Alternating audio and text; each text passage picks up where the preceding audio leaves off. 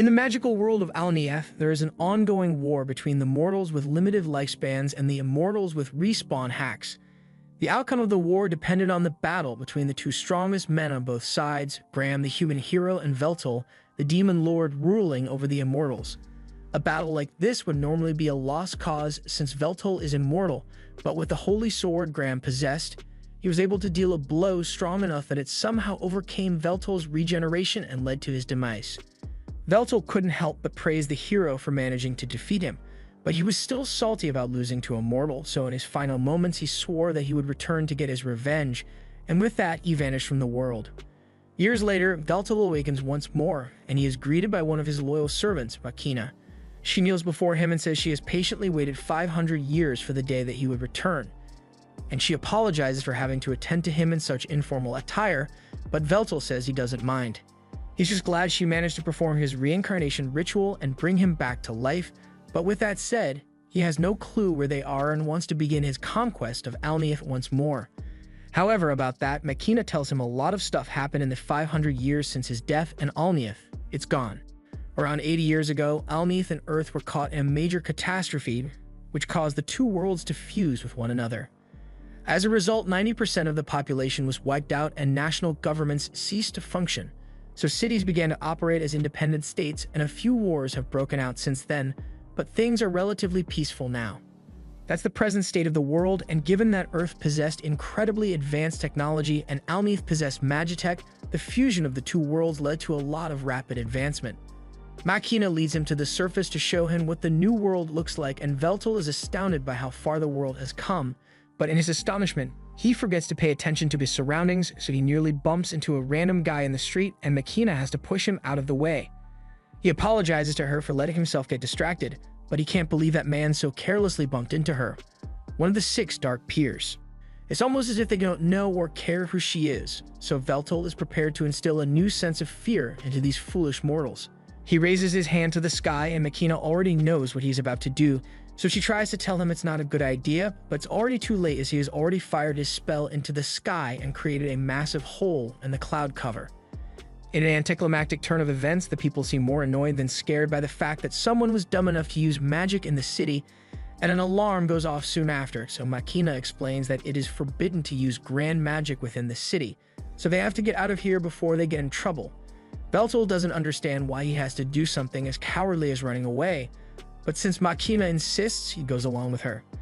However, as they are leaving, Veltal notices someone who looks a lot like the hero Graham. He has no time to confront the man as Makina continues to drag him away. Once they are out of danger, Makina sits down with Veltal and informs him that after he died, the Immortals had to sign a ceasefire with the mortals and the war between them ended.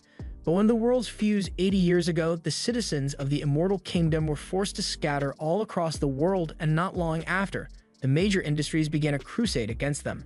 Veltal asks what she means, so Makina tells him that the people of the world collectively decided that immortals didn't deserve human rights, so they began relentlessly hunting them. At first it wasn't that bad, but then people developed anti-immortal weaponry, and from that point on, immortals were killed on sight to the point of near extinction. It takes a few moments for Veltal to process that his people have been wiped out, but once he comes to terms with it, he asks Makina if she knows what happened to the other 5 Dark Peers. The whereabouts of May, Sowold, and Ralshin are all unknown, but sadly, Xenol is confirmed to be dead. He sacrificed himself and acted as a decoy so Makina can escape from the hunters, and he said he was doing it for the sake of Veltal, because aside from Ralshin, Makina was the only other person capable of performing Veltal's reincarnation ritual. Xenol had always been a loyal follower of Veltal, so he is grateful to have had such a good subordinate, but there's still one more person Makina hasn't mentioned, so Veltal asks her about Marcus. Makina doesn't really want to talk about Marcus, so tries to change the subject and asks Veltal if he's thirsty. Veltal says he isn't though, so Makina has to make up an excuse as to why he needs to drink something and tells him to wait there while she goes to buy one. While she's gone, a VTuber starts streaming on some billboards, and he's wondering what the hell it's supposed to be, but then he notices several lights flowing around the area, and it seems to be caused by this one girl on a roof near the billboards. It's not clear what she's doing at first, but then she flicks her wrist, and in an instant, all the billboards start playing hub videos. The girl seems pretty pleased with herself, and no one knows she's the one who did it, so she starts walking away. But as she is leaving, Veltal calls out to her and she panics a little because she just got caught. She tries pretending that she's not involved in any way, but Veltal clearly saw her do something with the surrounding ether, and then all of a sudden, the screens changed. She can't believe someone was perceptive enough to figure out what she did based on the surrounding ether alone. So she asks Veltal who he is, although she doesn't take him seriously when he says he's the Demon Lord. Veltal explains that he knows she did something to the giant picture screens, but he doesn't understand the principle behind it, so he would love to learn about it from an expert like her. The girl is flattered that he thinks she's an expert on the subject, so she starts talking about how this was just some basic hacking, and by comparison, leaking the Pokemon files was way harder.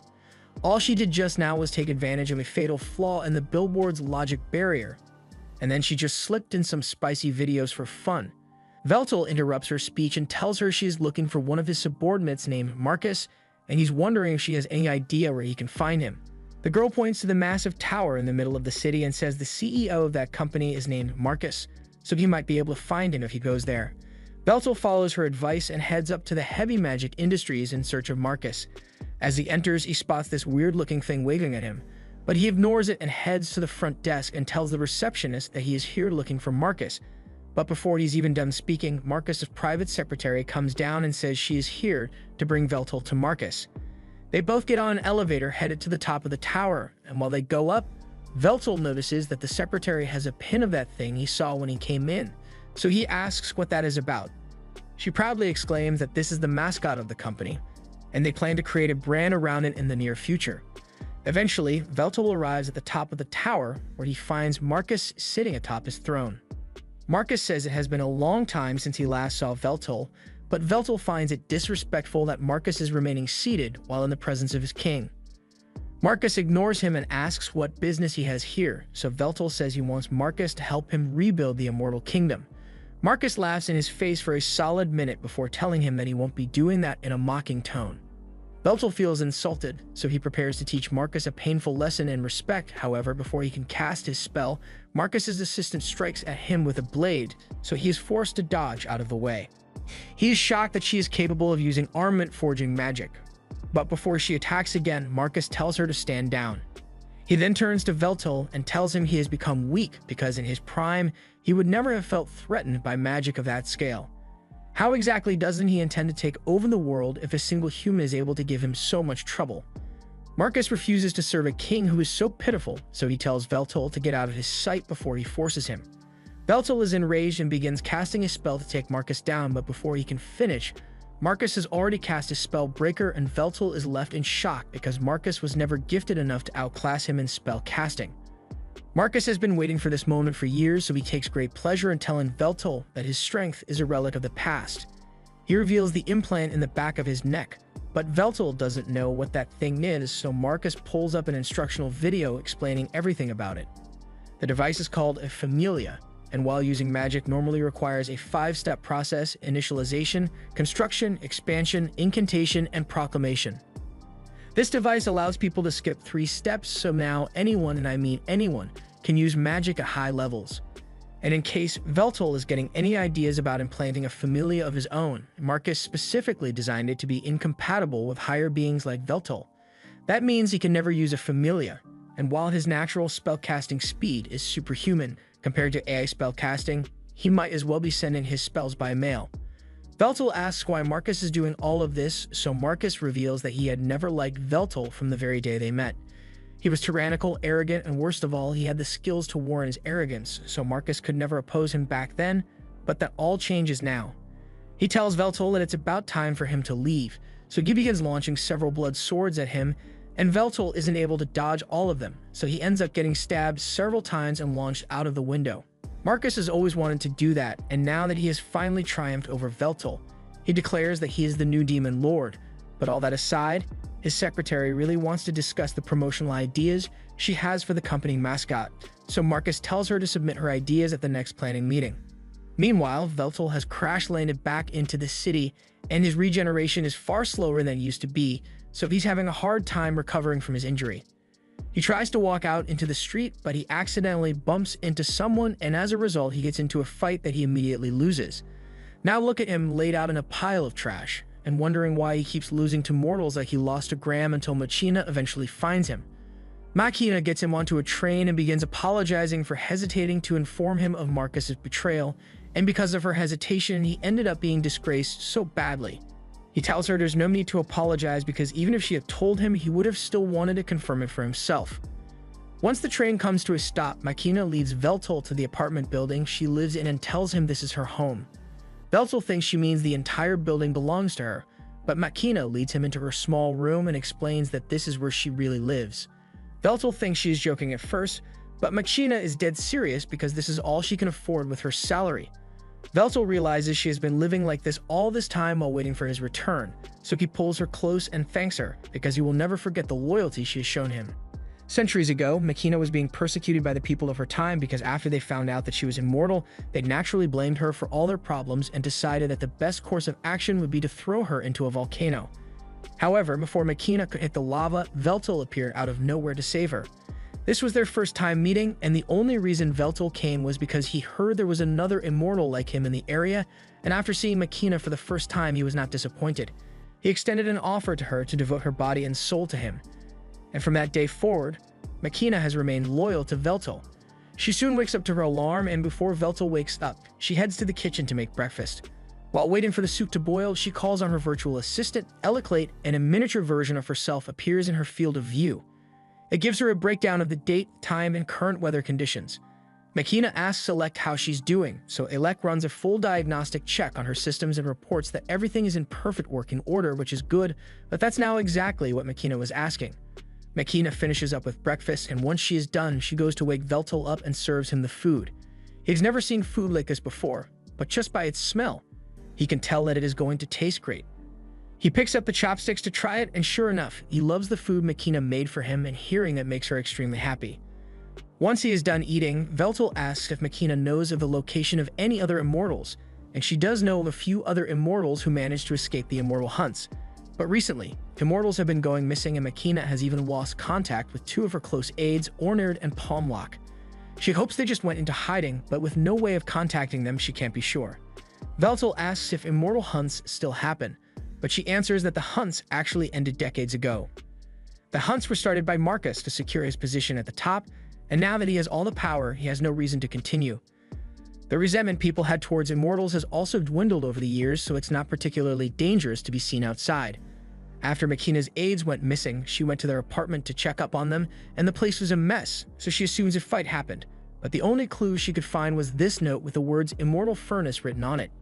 As Veltol reads the message, he reaches for his cup of tea, but sudden sharp pain causes him to flinch, so he spills it everywhere. It seems that he still hasn't fully healed from the injuries he sustained yesterday, and it's not just his regeneration that got weaker, everything about him is weaker than he used to be. Even that spell he cast her when he first arrived would have had a much greater effect if Veltol were at full power, and Machina attributes this to the fact that the faith Veltol used as power during his prime no longer exists. As of now, he is only spoken of in history books. Without recognition, Veltol's powers will never truly return to him, but he thinks that should be easy enough to solve as he just has to make himself known once more. With that said, he tells Machina that he wants to head out and explore the surrounding area since sitting around all day would be bad for him. So Machina suggests that the two of them should go shopping.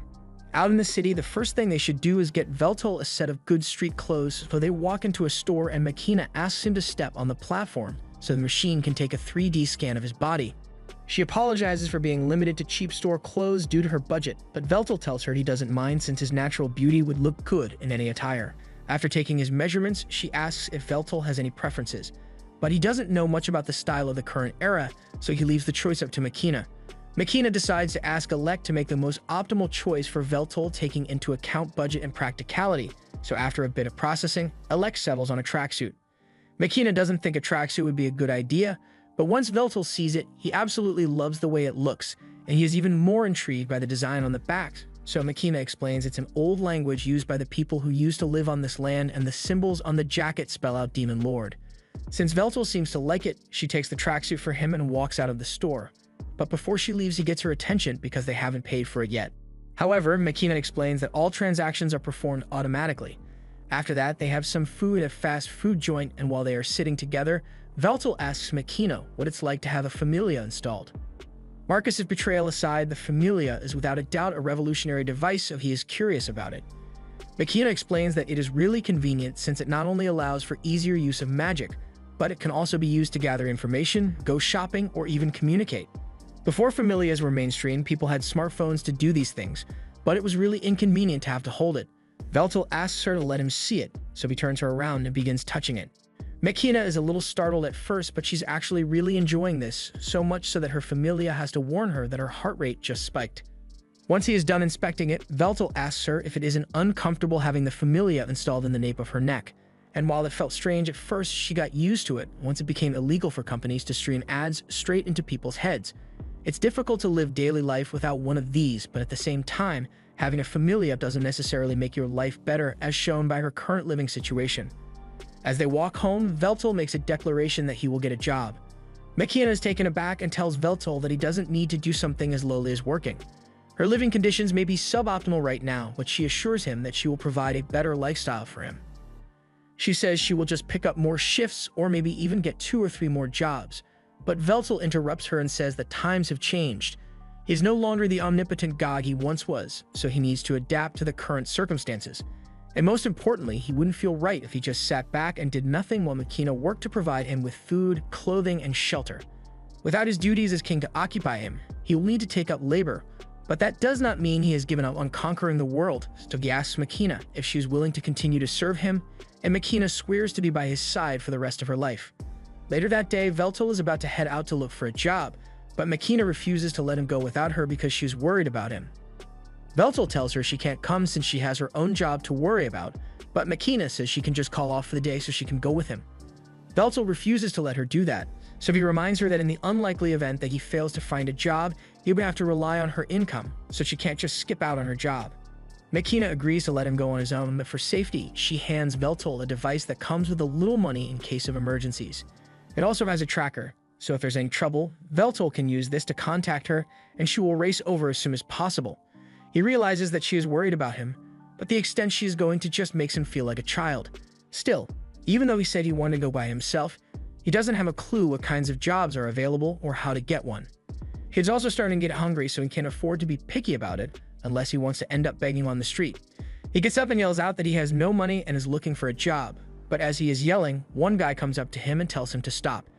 He says if Veltal wants work, he should go to the commercial guild with his citizen ID, but Veltal has never heard of a citizen ID, so the guy assumes he must be an immigrant.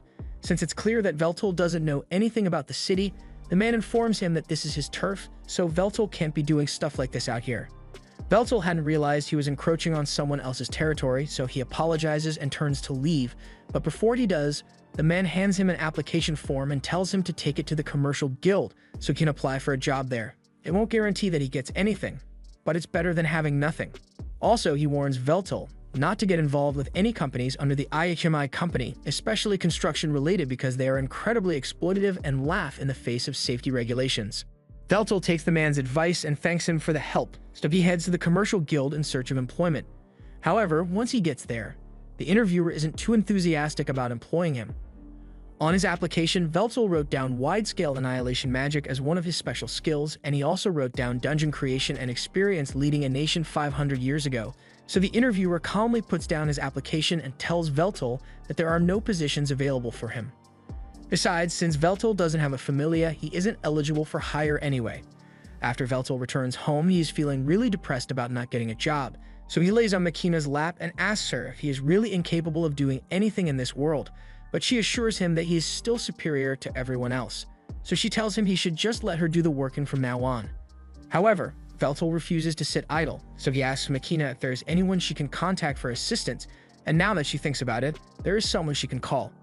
Veltal is surprised that Makina actually has a friend in this era, but Makina wouldn't exactly call the person a friend. They do go shopping together, eat, play, and sleep over sometimes, but that's about it. Veltal is confused because they sound exactly like a friend to him, but Makina still refuses to acknowledge it. A little while later, they meet Makina's friend in a nearby cafe, and it turns out to be a hacker girl Veltal had met yesterday. She introduces herself properly to Veltal and says her name is Takahashi, but even though Makina had mentioned how the Great Demon Lord would one day be revived, she never actually thought she would be able to meet him in the flesh. She starts poking Veltal to make sure he is real, and Makina yells at her not to be disrespectful, but Veltal says it's fine since he is the one asking her for assistance here. Veltal asks how Takahashi and Makina met, so Takahashi starts explaining that she met Makina on a doujin site, but after seeing the look on Makina's face, she realizes that she probably shouldn't tell Veltal about Makina's search history, so she tells him to forget about it. Just then, Veltal notices the familia on Takahashi's neck, so he reaches over to inspect it, which freaks Takahashi out. But she lets him finish what he's doing. Veltal apologizes for startling her, but he noticed that Takahashi's familia was different from Makina's, so he was looking into how it is built and how it functions. Takahashi is surprised that Veltal can do all that just by touching it.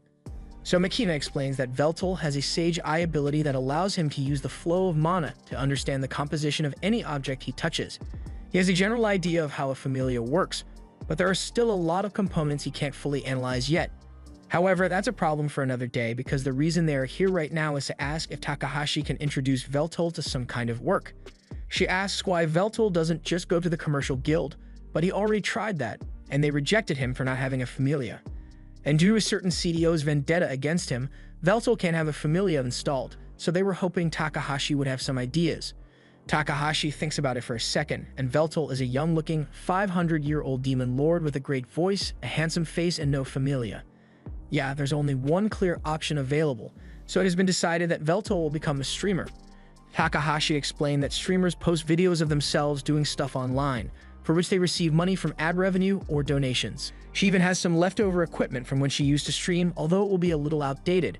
But if he becomes popular, he can just buy new equipment for himself. Makina says she is firmly against the idea of Veltal becoming a streamer because the job is extremely unstable and risky. She thinks it would be much better if he got a reliable job like flipping burgers, but Takahashi thinks this could be a great opportunity for him. Veltal has a great voice, great looks, and an incredible aura, so he fits all the markers for becoming a star, and when she puts it like that, Makina can't deny that Veltal is charming, but she still isn't sure this is a good idea. There are some games he wouldn't be able to play without a familia, but he could always just stick to the games that still use physical controls. And most people don't even watch because of the game anymore, they'd just be watching to see Veltal do stuff. Makina asks him what he thinks about all this, and given the fact that he doesn't have many options available to him, he agrees to go along with Takahashi's idea. Later that day, Makina was taking a bath while Veltal did some research about this world's internet, and it doesn't take him long to figure out how it works. It allows people to spread information faster than anything he has ever seen, but as a result of all this access, people either resort to watching cat videos or doing degenerate shit online. He believes it should be easy enough for him to sway public opinion in his favor with this, but all of a sudden, Makina finishes her bath and walks out completely naked. Once she realizes what just happened, she gets dressed and apologizes to Veltal for being so inconsiderate. She has lived alone for so long that it became a habit, but Veltal tells her that there's nothing to be sorry about because he actually thought her body was quite beautiful, although he still thinks his own body is better. A couple hours later, Takahashi arrived at Makina's house with all her old equipment so she can help Veltal set it up. And once it's done, she hands him the controller so he can try out some games. She tries explaining the controls to him, but Veltal tells her there's no need since he already knows exactly how it works. Something like this is much easier to analyze than a familia, so he starts scrolling through the game library and settles on Bloodborne. Takahashi remembers how so many people rage quit because the game was too difficult, but she's sure Veltal's analysis skills will make this easy for him. However, as Veltal starts up the game, he couldn't even make it past the intro. This is a lot harder than he thought it would be, and even after a few hours of gameplay, he still hasn't made much progress, so Takahashi tells him straight up that he sucks at it. Makina thinks Takahashi is being rude, but Veltal is well aware that he sucks at this. He understands the mechanics, he just can't seem to master it, so Makina is a little worried that he won't be able to stream after all. On the contrary, Takahashi thinks this will actually work out great for Veltal's online image, because the only thing the internet loves more than a hot guy is a hot guy who fails confidently. But before that, Takahashi says they need to work on Veltal's introductory greeting. Veltal asks if he can just introduce himself normally, but Takahashi tells him that that's not an option. There are already over 5 million streamers in the world, and barely 1% of those streamers actually make enough money to survive, so if Veltal wants to get into the business, he has to think of a way to leave an impression on as many people as possible with his greeting. Takahashi seems to think the greeting is a really big deal, so Veltal asks Makina if she has any ideas on what he could use as a greeting. Makina thinks about it for a second, and she thinks it would be best if he just adapted one of his wording declarations and used that. Veltal gives it a try, and the declaration is basically him telling the foolish mortals that they should be honored to be in his presence, and it's dramatic, so Takahashi thinks it's a good start, but it still isn't very attention-grabbing, so they will have to think of something to add to it. In the meantime, Takahashi says she will give Veltal a crash course on everything he needs to know about streaming. Basically, he's going to need to stream every day, even if no one is watching, and no matter what he does, he has to avoid talking about any erotic or racist stuff, because that'll get him banned quicker than Asmongold. Most important of all, while Veltal is streaming, Makina has to make sure she never gets caught on camera, because they can't have people thinking she's his girlfriend. As a friendly gesture, Takahashi asks one of her friends to help promote his stream, but he owes her a favor after this. Time goes on, and Veltal starts becoming more and more popular, but when the trolls inevitably invade his stream, he is absolutely unfazed and even encourages them to keep roasting him. It doesn't matter to him since he gains power from having others think about him, so even negative publicity works out in his favor. Before long, through hard work and determination, Veltal reaches 1 million views, and for his latest stream, he will be playing Bloodborne 3 non-stop until he clears it. However, while he does this, there's a camera being pointed at Makina's house, and it captures the moment Makina gets home from work. As Makina enters, Veltal has just successfully cleared the game, so he is celebrating his victory, and many of his fans congratulate him on it. He had improved a lot after finishing the first and second Bloodborne games, but this was still insanely difficult to beat, and he's glad he got through it. He thanks all his fans and haters for sticking with him until he was done, but with that said, he has to end the stream for today. Once he is done, Veltal breathes a sigh of relief, and Makina opens the door to check if he needs anything. Veltal says he's fine and he's going to head out because he has a package he wants to pick up.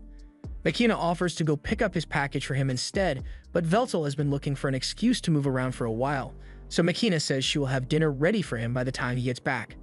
He heads out into the city, and as he walks through the slums, he talks about how distorted and trained the social structures are in this city. However, as he continues to walk, he is shocked to come across a familiar face sitting on the side of the road.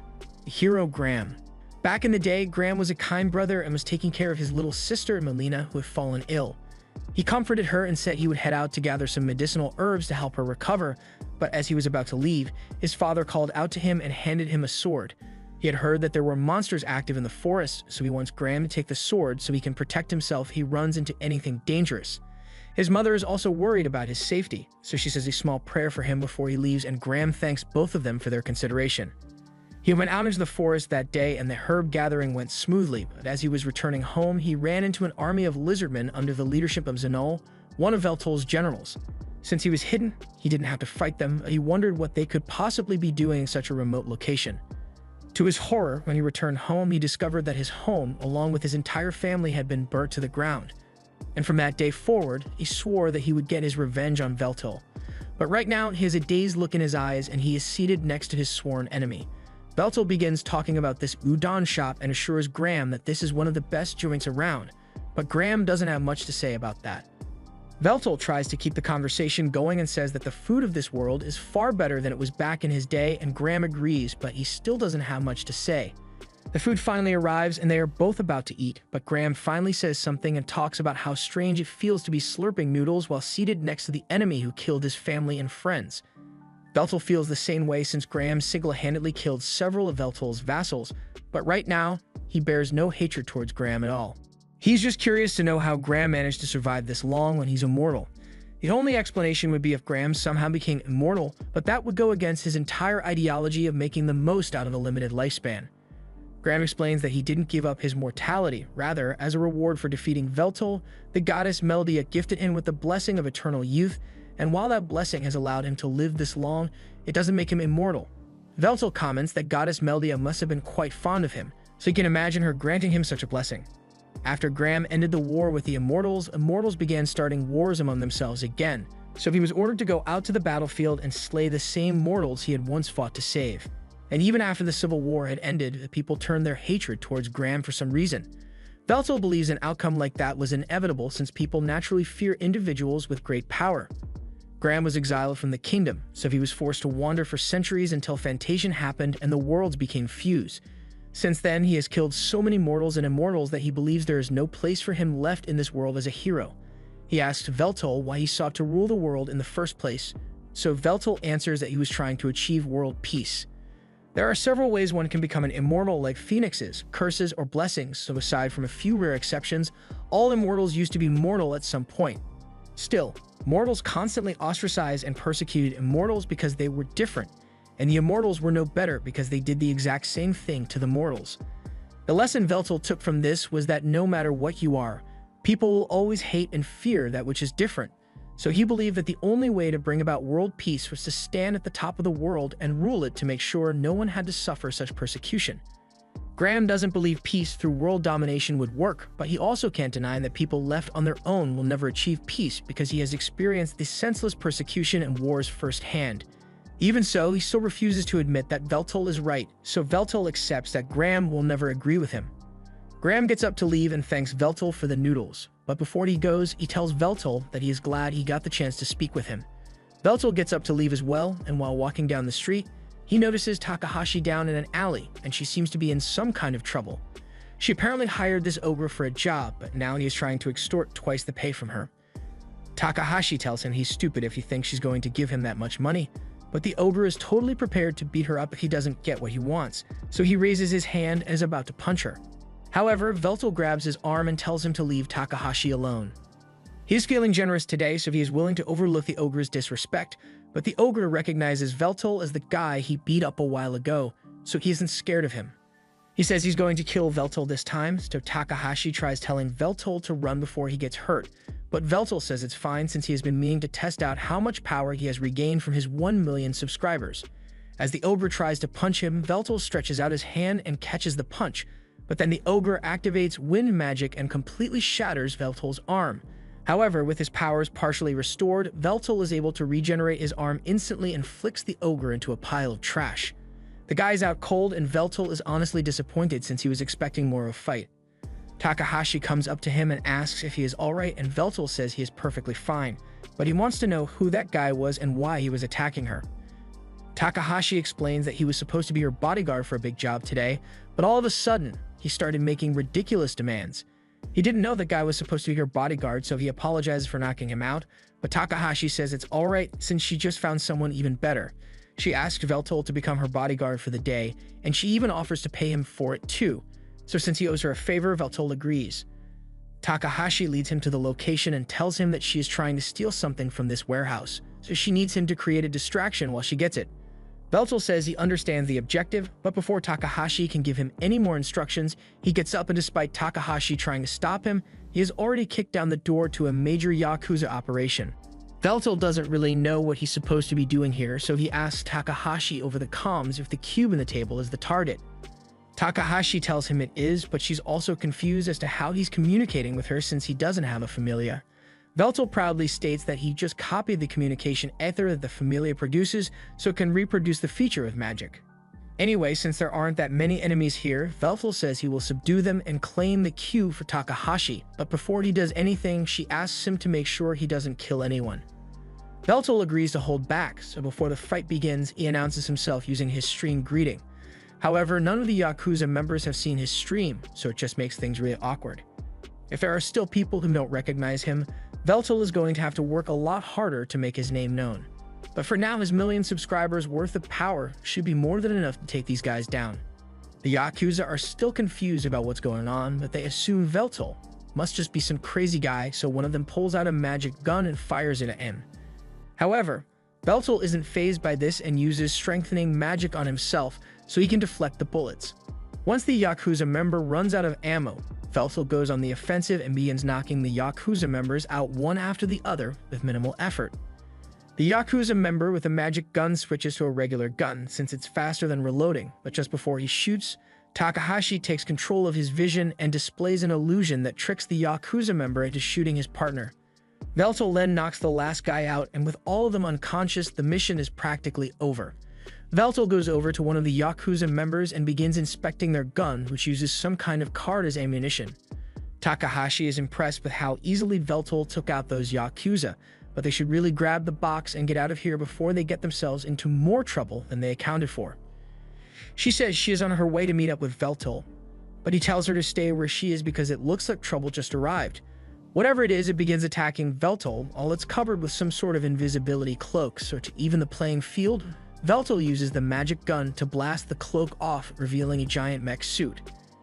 Takahashi recognizes this as 4th generation Magino gear, and it couldn't possibly belong to the Yakuza because these things are far too expensive for them to own. This is the first time Veltal has ever seen something like this before, and he is eager to test his strength against it, so he begins by firing the magic gun at it. Predictably, the magic gun does absolutely nothing against the giant mech, but the assailant decides to follow Veltal's lead and pulls out a magic gun of his own. But his is a lot more powerful. He tries to shoot Veltal, but Veltal is too quick for him and manages to sneak into a blind spot above the mech. By the time the assailant finally locates and locks onto him, Veltal is already in position and fires a powerful blast of his straight at the mech. At full power, he could have easily one-shot the mech, but while Veltal's blast was certainly strong at his current power level, he knows it was nowhere near strong enough to defeat a foe like the mech. Although that doesn't mean he can't win this fight, because if blasts don't work, he will just have to go for close combat, so he summons a sword. The mech matches Veltal and converts its gun into a sword, so the two charge at each other and clash in a magnificent display of strength and animation budget. Veltal is having a lot of fun with this fight. As things drag on, the mech gets serious, and before Veltal even realizes what's going on, his arm gets chopped off and he gets beheaded. With Veltal seemingly dead, the guy in the mech begins to report that his target has been eliminated. But then the guy freaks out because Veltal's decapitated head starts talking to him. Veltal praises him for being skilled enough to behead the Demon Lord, but he still lacks the combat experience to know that you always double-tap your enemy to make sure they are dead. In any case, Veltal believes the guy deserves a reward for fighting so well, so Veltal says he will allow the mech pilot the honor of witnessing the strongest weapon within his arsenal.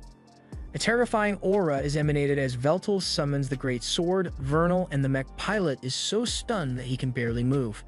He has never fought anyone who possessed such strength, and he is completely defenseless as Veltal cuts his limbs off one by one until he falls to the ground with only one leg left.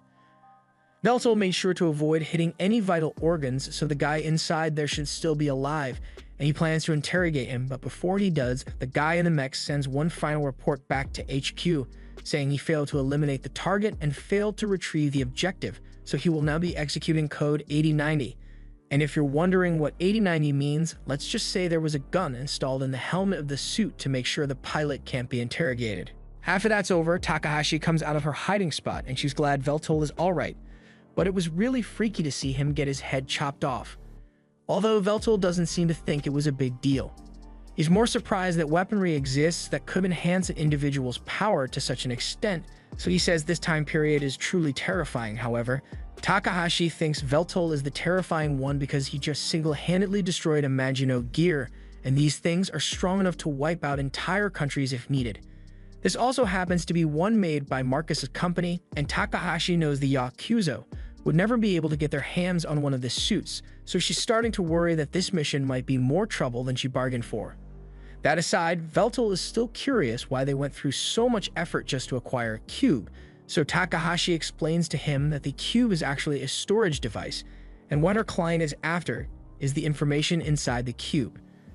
Takahashi says they can take a look at data if Veltal wants, so she pulls out a cube reader and places the cube on it. At first, the only thing that appears is a blank page, but after a little tweaking from Takahashi, the cube opens up and a list of names appears on the list. Takahashi has no idea what to make of this list of names, but Veltal recognizes the people on this list to be his immortal subjects. This is concerning, so Takahashi says she will contact her client so she can find out what the list is about, but unfortunately, her client isn't answering his phone. So they are going to have to go meet him in person if they want to discuss this. Takahashi leads Veltal to the massive apartment building where her client is and says the guy they are looking for is up on the 13th floor. As they walk up to the front door, Takahashi uses her hacking skills to bypass the security system so they are allowed entry even though they aren't residents here, and she is really proud of herself for it too since there's no security system out there that she can't bypass. As Veltal and Takahashi get in the elevator, Takahashi is about to push the elevator button, but Veltal stops her and says he wants to do it instead. Takahashi doesn't mind letting him push the button, but she asks why he wants to do it, and Veltal doesn't really have a reason for it. He just likes pushing buttons. He begins pushing the button for the 13th floor, but Takahashi forgot to mention that this elevator doesn't allow you to get to the 13th floor directly. First, you'd have to go to the second floor, then the 17th, then back to the 4th, and so on until you eventually get to the 13th floor. Since they are here, Veltal starts walking out of the elevator, but Takahashi tells him to wait since her client Eiju is a pretty paranoid guy, so he had dozens of traps laid across the entire floor, and if Veltal accidentally sets one of the traps off, he's going to become minced meat. Veltal appreciates the warning, but as far as he can tell, there are no traps in this room.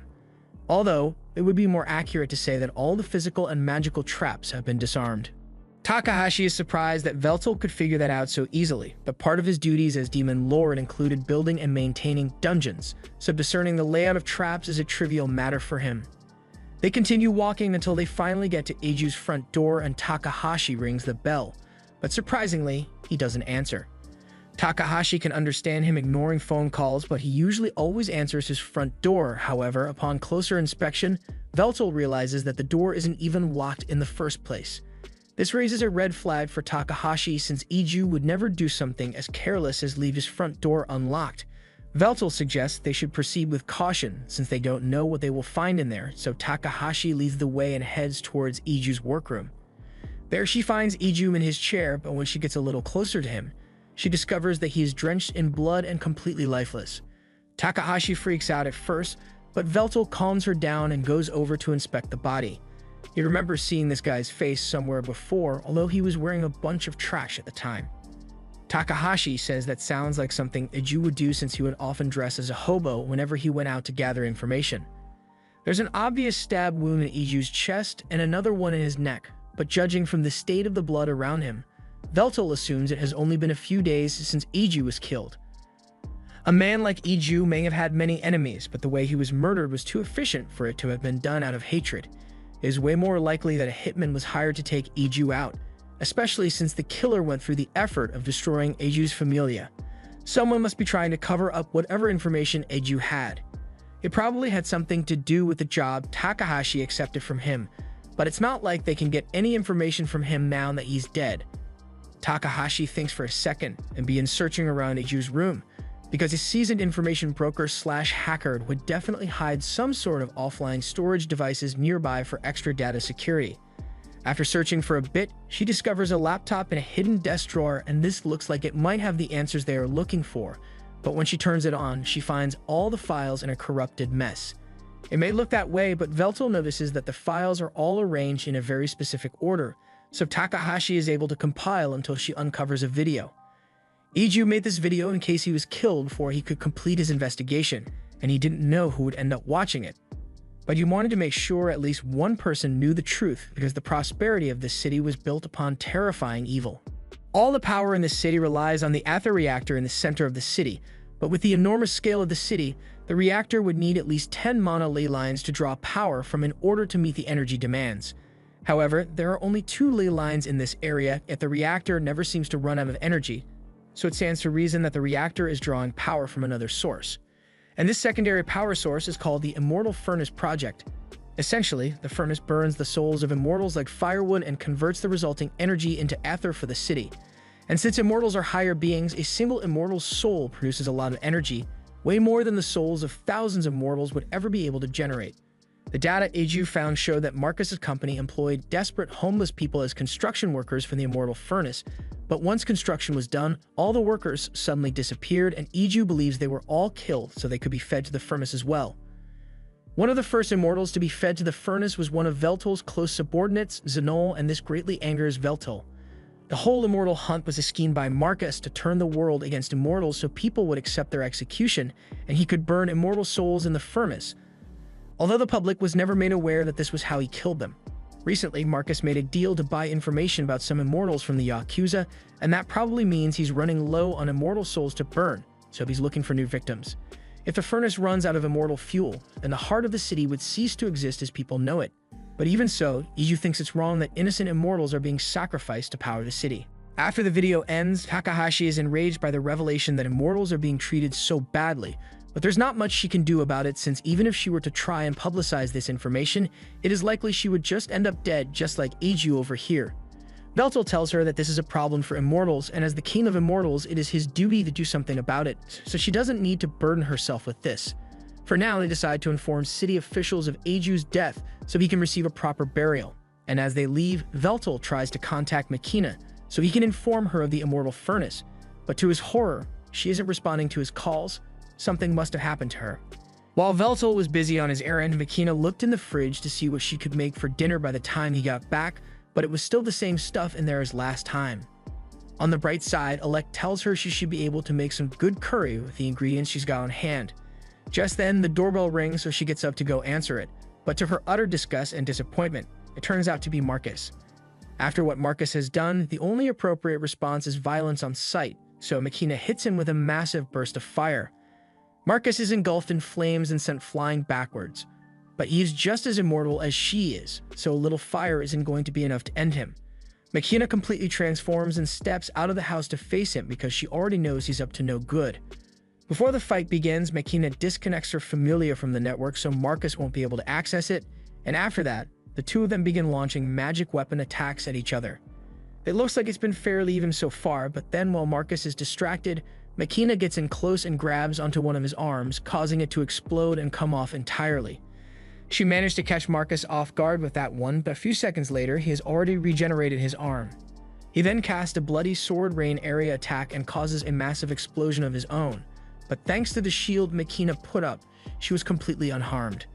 However, she can't say the same for the house since she doesn't have fire insurance. Just then, Marcus's secretary leaps out of the smoke and tries to finish Makina off with a sneak attack, but Makina is too quick for her, so the only thing the secretary slashes is an illusion. Makina had expected Marcus to be too cowardly to come alone, so she prepares a spell to burn the secretary to ash. However, before she can complete it, Marcus calls out Codebreaker, and all of a sudden, Makina's Familia stops working. This leaves Makina disoriented, so the secretary takes advantage of the opening and stabs Makina through the chest while she's distracted. Makina collapses to the ground and she isn't getting back up anytime soon. Now that the fight is over, the secretary scolds Marcus for acting so recklessly since Makina could have easily killed her back there. And all this fighting could have been avoided if Marcus had simply disabled Makina's Familia from the start. As the two stand over Makina's motionless body, Makina glares at Marcus, but Marcus is actually enjoying it because he loves seeing Makina in such a pitiful state. Makina asks him what he did to her, so Marcus explains that he simply shut her Familia down. Makina didn't think it would be possible for him to do since she disconnected her Familia from the internet before the fight started, and normally she would have been right, but Marcus's Familia is somewhat special. It's a new prototype that was designed specifically to be more advanced than the modern Familias. All modern Familias have an inbuilt back door that allows access to the system, and as the director of IHMI, he has admin access to every Familia in the city, so he can forcibly shut any Familia down if he chooses to. That means that no one can defeat him since he can shut down all Familia users, and you would outclass all non-Familia users in casting speed, and if no one is capable of defeating him, then that means he is the strongest in the world. That may be true, but Makina doesn't understand why Marcus is so obsessed with being the strongest since he has nothing to gain from it. But Marcus has his reasons. He wants to become the new demon lord, and he doesn't intend to achieve that status through brute force like Veltal did. In this era, all you need is information and technology, so if you control those, then you control the world. However, controlling the world from behind the scenes would be too boring for someone like him, so he intends to absolutely dominate the world. Far more than Veltal ever managed to dominate during his prime. Just then, the secretary reminds Marcus that they didn't schedule any time for a monologue, so they are running late on his next appointment. Marcus decides to wrap things up here quickly, so it's time for Makina to become fuel for the immortal furnace. By the time Veltal and Takahashi return home, they find the entire place destroyed with no traces of Makina whatsoever. The only thing left is a scorched game controller, and Veltal is absolutely devastated because Makina was the person he cared for the most in this world. He's completely zoned out in grief, so Takahashi asks him if he's alright, and Veltal snaps back to reality. They aren't going to solve anything by standing around, so Veltal asks if there's any information about what happened here. According to the social media reports, people are speculating that some sort of explosion took place, but the details are pretty hazy, so there's no way of knowing how much of it is actually true. Veltal wishes there were some way for him to at least figure out where Makina is right now, but since they are unable to contact her directly, Takahashi looks for another way to locate Makina, and it's going to involve the drones. Since this place is a slum, there aren't a lot of security drones passing throughout, but there are a lot of delivery drones though, and those drones have cameras on them, so all she needs to do is hack into their systems and take a look at the video data. Within a few moments, Takahashi gains access to the drone systems, and from the video feed, they can see the battle that took place here, and that Marcus was the one behind it. They can't tell what Marcus was saying, but after defeating Makina, he and his secretary took her and drove to a restricted section of the city reactor. And that can only mean that he intends to burn Makina's soul to power the city. Veltal thanks Takahashi for the valuable information and starts walking in the direction of the reactor, but Takahashi tells him to wait and think this through. She understands why he would want to rush in there to save Makina before it's too late, but that reactor is the most secure location in the entire city, and has dozens of Magino gears patrolling the area, so Veltal won't be able to handle it on his own.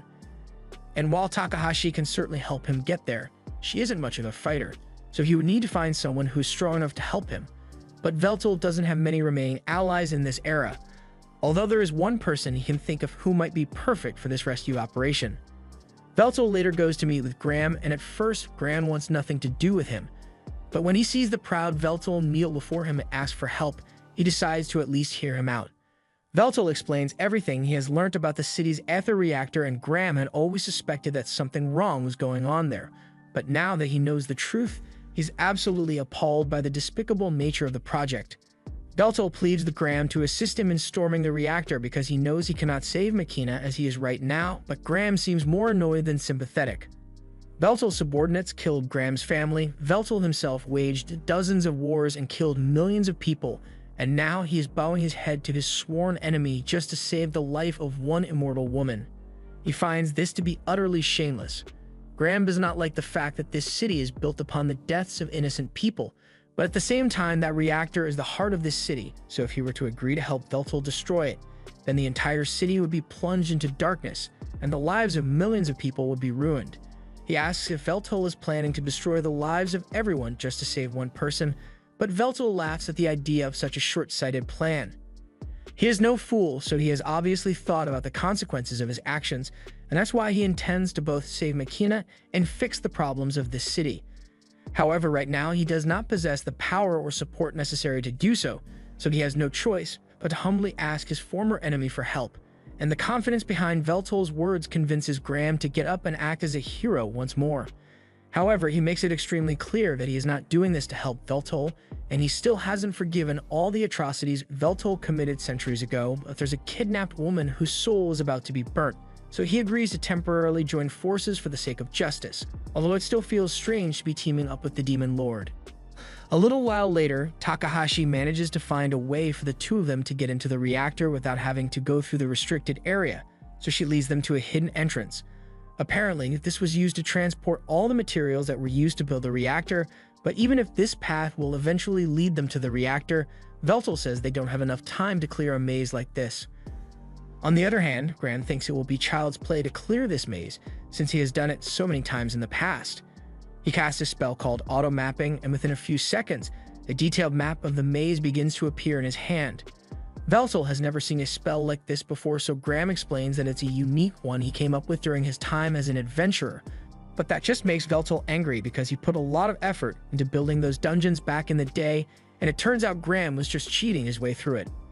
He accuses Graham of having no pride as an adventurer, but Graham says an adventurer's pride has nothing to do with this, since his goal was always to get through dungeons as quickly as possible, so he couldn't care less if Veltal's traps and tricks went to waste because he had a map. Takahashi is getting sick of all their arguing, so she yells at them to quiet down and take the mission seriously because they still need to rescue Makina. The two of them realize they were being really childish, so they both apologize to Takahashi and promise to focus on the task at hand. A few moments later, Graham finishes creating the map, and with this, they will be able to make their way through this maze without getting lost.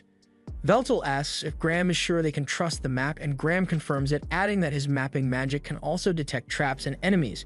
But this maze doesn't seem to have any security measures, so it should be fine for them to take the shortest path to the reactor. As the two of them head towards the reactor, Veltal calls Takahashi to apologize again for his outburst earlier. Takahashi is still a little pissed about it, but as long as Veltal stays on task from now on, she's willing to overlook it.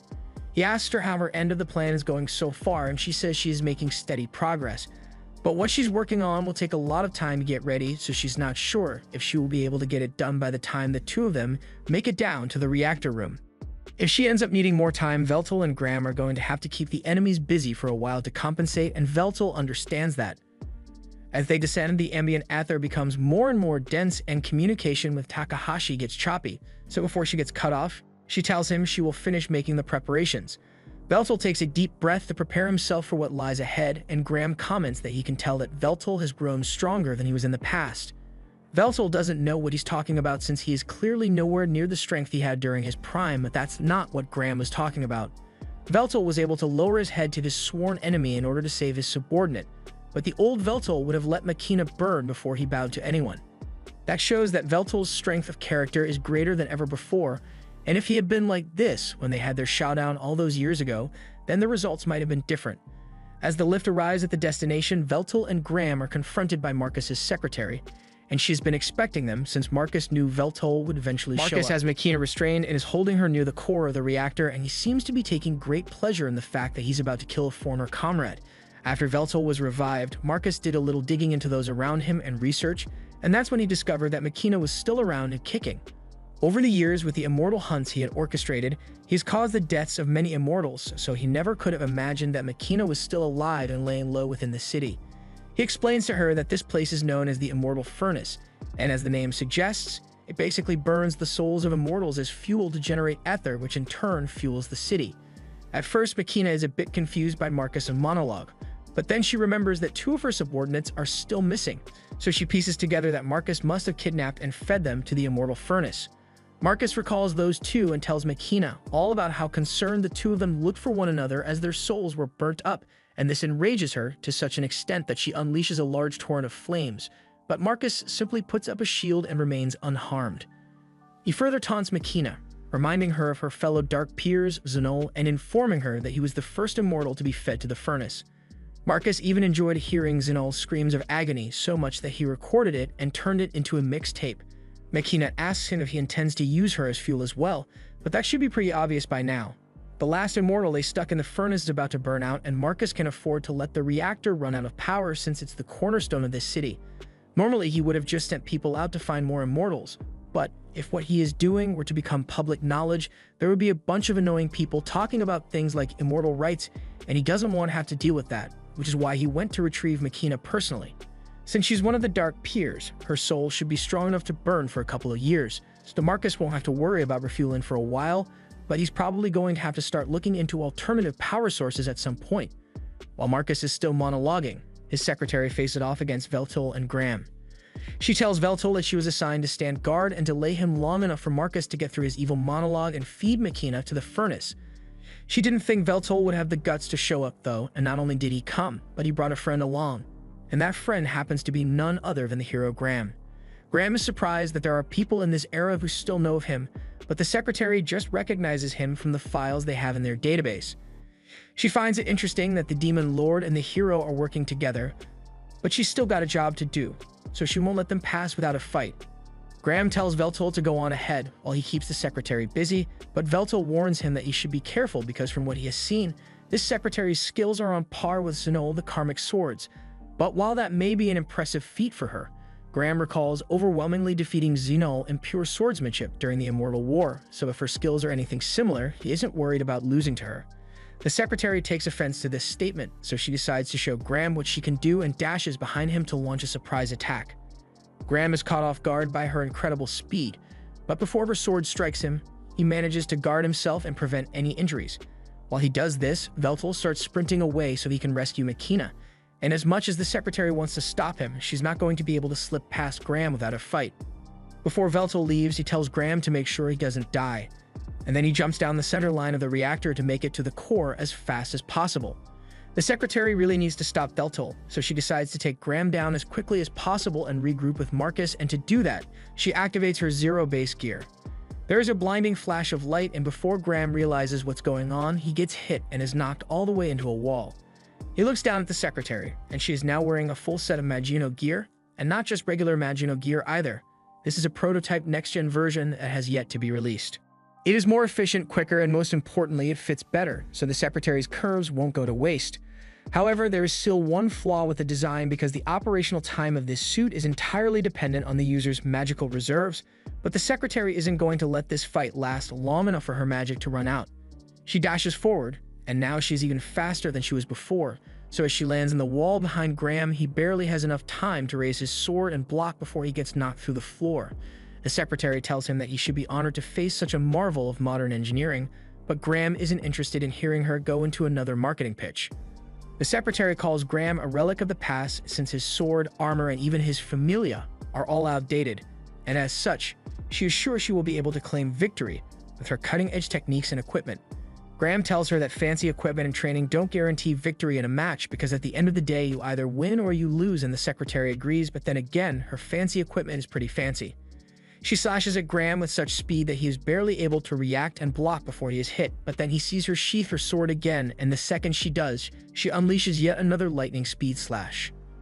However, this time Graham was prepared for it, and he is able to block it much more comfortably. Even so, he still can't find any openings in her defenses, so he admits that the level of advancement this era has achieved is truly frightening. The secretary tries dashing behind him to attack once more, but Graham has seen that already, so he parries her attacks and kicks her away.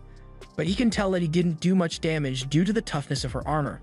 He hasn't made much progress against her in this fight, but he has at least figured out one thing about her attack pattern. He says she can only use that lightning-fast attack of hers when her sword is fully sheathed, and the secretary confirms that he is correct, but simply discovering that doesn't mean he can beat her. With her Magino gear and incredible attack speed, her victory is pretty much guaranteed, and she's grown tired of wasting time here, so she's going to finish this quickly. She begins repeatedly attacking Graham with her lightning blade, but he seems to have gotten used to the speed, so he's able to dodge her attacks fairly easily. And even when he gets hit, he takes almost no damage and recovers immediately before landing on his feet. The secretary charges at him again, but this time, while their blades are locked, she tries to hack into Graham's familia to shut his body down. But for some reason, she can't gain access, so she assumes Graham must have implemented some safeguards against hacking. If she can't hack into his familia, this is going to be a lot harder than she anticipated, but she is still confident that she can win nonetheless. However, while she's in the middle of saying this, Graham decides to go offensive, so he steps on her sword to hold her in place and casts an earth glaive that sends shards of rock flying at her. The secretary manages to free herself without much trouble, but Graham hasn't finished yet. In the next second, he casts an ice spell to freeze the rocks in place along with the secretary, and while he knows it won't be enough to hold her for long, he just needed her to stay in one place long enough for him to get close and multi-layer cast a fireball at point-blank range. The force of the explosion is so powerful that it sends the secretary flying backwards into the wall, but despite all the fireworks, she's still mostly unharmed, although she's really pissed that a relic of the past like Graham is giving her such a difficult time. Graham is amazed that a fireball of that level didn't do more damage, but at least he knows his tactics are still effective against her. The secretary is enraged and sprints forward in a frenzied attack, but all of her strikes are parried and Graham connects cleanly with a slash to the chest, although it still doesn't get through the armor. She gets pushed back and she doesn't understand how she could possibly be losing to a fossil like Graham. But even if Graham is old, he is still the hero who single-handedly ended the Immortal War, so there's no way something like this would be able to beat him. She decides to try one final attack and puts all her mana into her lightning strike because she couldn't possibly lose a full power clash against that rusty sword Graham is holding, but Graham corrects her and says his sword isn't rusty. It may be dormant right now, but as long as there is someone in need of a hero, it will always regain its light. Graham calls upon the power of the Exasword for the first time in centuries, and after a brief confirmation of Graham's noble intentions, the sword grants him permission to use its power, so he squares up against the secretary and tells her he is about to use his ultimate technique, the very same one that killed Veltal all those years ago. The secretary still tries her best to defeat Graham, but when she sees the size of his sword light growing, she realizes she isn't getting paid enough to deal with all this. But it's too late by then, so Graham unleashes his attack. It is still insanely powerful, so even though the sword only allowed him to use a fraction of the power that he possessed in his prime, Graham was still able to completely destroy the secretary's Magino gear with that one weakened strike. And it's honestly impressive that she managed to survive getting hit with it in the first place. The secretary has finally realized that she can't beat Graham, but she still doesn't understand why she lost to him. So Graham sits down next to her and explains that her defeat was mainly because of the difference in experience, especially since he has over 500 years of experience. The secretary asks why Graham is getting up to go help Veltal fight Marcus, but Graham thinks Veltal will be just fine on his own. She tells Graham that Veltal stands no chance against Marcus since Marcus is much stronger than her, and on top of that, no one without a familia will be capable of defeating or keeping up with Marcus in the first place. Graham tells her she is severely underestimating Veltal, although he understands why she would think Veltal is weaker than Marcus since she has never seen Veltal's trump card. The only person who knows about it is Graham since he had to fight Veltal to the death, but Veltal rarely ever used it, so even Marcus probably isn't aware of Veltal's legendary sword. Graham was only here to make sure that people like the Secretary don't interfere with Veltal's fight, so he is sure Veltal will come out victorious. If that's the case, then the Secretary asks Graham if he is going to kill her, but he says he's not. He's a hero and the Secretary is too injured to continue fighting him, so he has no reason to finish her off. Just then, magic bullets begin raining down on the two, so Graham uses his magic to cast a shield to keep them safe. It looks like reinforcements have arrived, but they were more than willing to shoot the Secretary along with Graham, so something tells him that she is in as much danger as he is. And if that's the case, what kind of hero would he be if he didn't protect an injured woman to the best of his abilities? Meanwhile, down in the core, Marcus has Makina by the throat and is just about done with his monologue, so he throws Makina into the furnace so her soul can be burnt up. But as she plummets to her certain doom, the only thing in Makina's mind is the fact that she will no longer be able to stand at Veltal's side. However, just before she hits the furnace, a cloud of black smoke rushes down and catches her. It then flies back up to the platform, and as Makina opens her eyes, she sees Veltal standing over her, saying he is here to save her. He turns to face Marcus, and Marcus is visibly annoyed by Veltal's presence, but he decides to pretend to be civil for a little while and mentions that he's been watching Veltal's streams lately, so he congratulates him for gaining 1 million subs. Veltal refuses to engage in idle chit-chat, but he wants to be fair about this, so he asks Marcus if he has any justifiable reason for attacking Makina and burning the souls of so many immortals. Marcus proudly states that he doesn't need to justify his actions to Veltal, so Veltal only has one more question to ask. He wants to know if Marcus will ever swear his loyalty to him again, but without skipping a beat, Marcus declares that he will never serve under Veltal for as long as he lives. Veltal has heard all he needs to hear, so he summons his demonic sword and declares that he will end Marcus's immortal life today.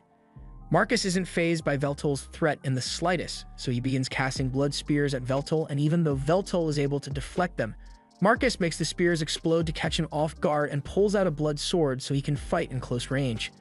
Veltal makes it out of the explosion unharmed, so he charges at Marcus, and Marcus notices that Veltal already has strengthening magic cast on himself. He admits that that was a smart move since Marcus can't cancel out magic that has already been activated, but despite Veltal's strengthening magic, Marcus is still able to keep up with and even overpower him in physical combat. Veltal gets knocked back to the ground, and Marcus takes great pleasure in seeing him down on his hands and knees, but Veltal refuses to give up because he still needs to punish Marcus for his heinous crimes against immortal kind. Marcus mocks Veltal and asks him if he really thinks he has what it takes to follow through on that threat, but there is no doubt in Veltal's mind about whether he can defeat Marcus or not because he is the one true Demon Lord. Marcus laughs in his face and starts dashing around the room as he tells Veltal that his days of being the Demon Lord are long gone. But Veltal doesn't fall for his provocation and catches Marcus as he was trying to sneak up from behind, so he raises his sword and aims straight for his neck to take out Marcus's familia. Unfortunately, Marcus saw this coming, so at the last second, he pushes Veltal's sword up so his strike only took out Marcus's head. After Marcus regenerates his head, he tells Veltal that he fully expected him to target his familia at some point in their fight, but no matter what Veltal tries, he is never going to be able to outpace him.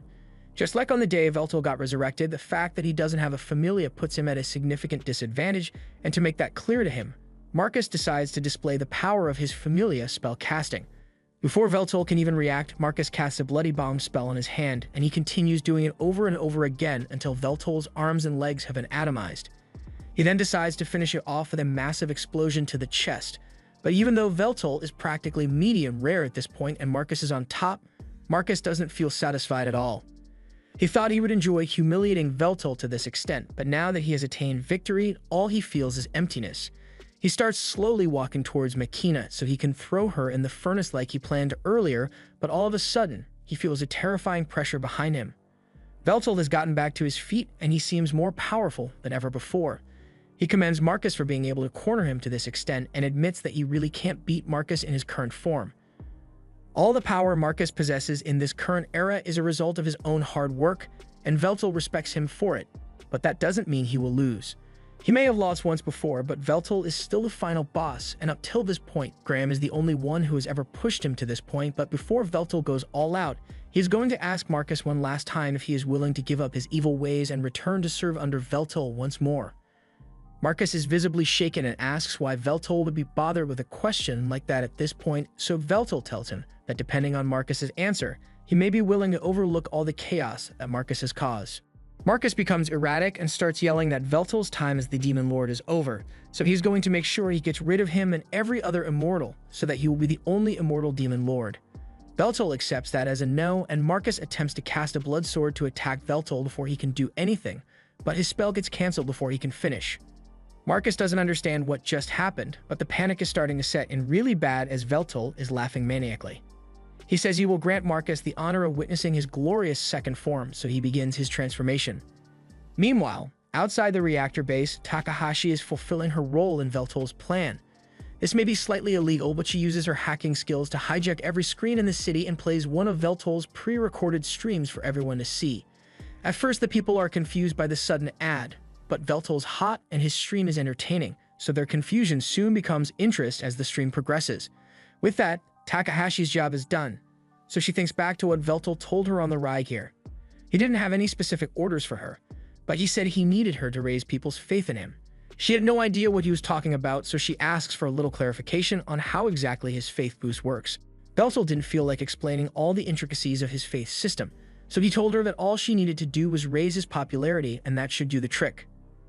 Takahashi initially didn't think it was possible since popularity can't be raised in a single day, but then again, she's an elite hacker in a technology-driven era, so she can do as much illegal stuff as necessary to make it happen. And the best part is that since she did it anonymously, the police are never going to catch her. Veltal's faith should be at an all-time high at this point, so it's up to him now to make use of it and save Makina. Down in the reactor core, Marcus is really starting to rethink his choices when he sees Veltal's second form. He never knew Veltal possessed a form like this, but Veltal calls him stupid for truly thinking he understood all the power of the Demon Lord. In order to manifest this form, Veltal requires a large amount of faith as well as direct access to some high-density aether ley lines. He welcomes Marcus to tremble in fear before his greatness, but Marcus still thinks he might have a chance of winning since Veltal still managed to lose to Graham back then. Veltal can't deny that he was defeated by Graham, but if Marcus thinks he is capable of replicating such an incredible feat, then he is more than welcome to try. Marcus nervously tries to cast his blood sword spell, but it's still not working, and no matter how many times he casts it, it keeps getting cancelled just before it is activated. Marcus doesn't understand why this is happening, but Veltal tells him there's nothing to be confused about since he is only replicating the same trick Marcus pulled the first time they fought. Back then, Marcus's Familia let him stay 2 steps ahead of Veltal in terms of magic casting, but now with Veltal's new form and boosted capabilities, he has been able to achieve proclaimless magic. Marcus can't believe Veltal managed to achieve something like that in such a short time when even the latest Magitech isn't able to recreate magic without incantations or proclamation, but it was pretty simple for Veltal to do once he took this form and fully analyzed Marcus's Familia. Using proclaimless magic does eat up a lot of aether, but luckily Veltal is right next to a massive power source, so he can use it as much as he wants and can cast magic simply by thinking about it. And all this is thanks to Marcus, because even with Veltal's genius, he would never have been able to achieve this without Marcus's work as a baseline, so he once again commends him for his excellent work, but now it's time for his punishment. Marcus still refuses to accept that he has lost, so he tries to cast his blood swords again, but this time instead of just canceling Marcus' magic, Veltal decides to disable Marcus's Familia altogether, so he can't spam his magic anymore. That doesn't stop Marcus from trying though, but he looks so pitiful and desperate that's kind of awkward. Eventually, it sinks in that he has been completely dominated, so he starts questioning how this could have possibly happened to him after all the careful planning he did to surpass Veltal. Veltal is getting sick of hearing Marcus whine, so he summons an explosion inside Marcus's mouth to shut him up and tells him to remain silent. However, Marcus regenerates his mouth and is about to begin yelling again, so Veltal uses wind magic to slice him up and fire magic to burn him to ash. Marcus is still able to regenerate from this, so Veltal just keeps hitting him with all kinds of magic until Marcus falls to the ground exhausted. Simply killing him isn't going to be enough of a punishment for the crimes Marcus has committed, so Veltal decides to take a page out of Takahashi's book and uses his magic to hack into Marcus's Familia and make him see some terrifying shit. Marcus starts freaking out, so Veltal explains that none of those things are actually real. He is simply using Marcus's familia to feed his brain false visual information, and this kind of illusion is so realistic that one would never be able to tell the difference normally. Marcus can't believe Veltol was able to hack into his state-of-the-art familia so easily, but after everything else Veltol has done isn't actually that surprising. Marcus has basically lost all his advantages now, so between the threat of being killed over and over again at the hands of Veltol or being left to go insane while haunted by illusions, Marcus begins cowering in fear and pleading for his life. He even swears that he will loyally serve Veltol once more, but Veltol already gave him 2 chances to surrender, and he made it clear that there would be no mercy afterwards, so it's time to get on with Marcus' punishment. He raises his sword and stabs Marcus through the back while he's bowing and then raises his body up. But when Marcus opens his eyes, he realizes that he is being dangled off the immortal furnace, and his terrible fate begins to set in. Marcus asks Veltol if he's really going to drop him in the furnace, and Veltol doesn't hesitate to answer because that's exactly what he plans to do. Marcus tries to talk Veltol out of it since he stands to gain nothing by dropping Marcus in the furnace, but Veltol has very good reasons for wanting to drop Marcus in. 1, his face is annoying, and 2, if Marcus is dropped in the furnace, then it will continue to operate a little while longer, at least long enough for an alternative energy source to be invented.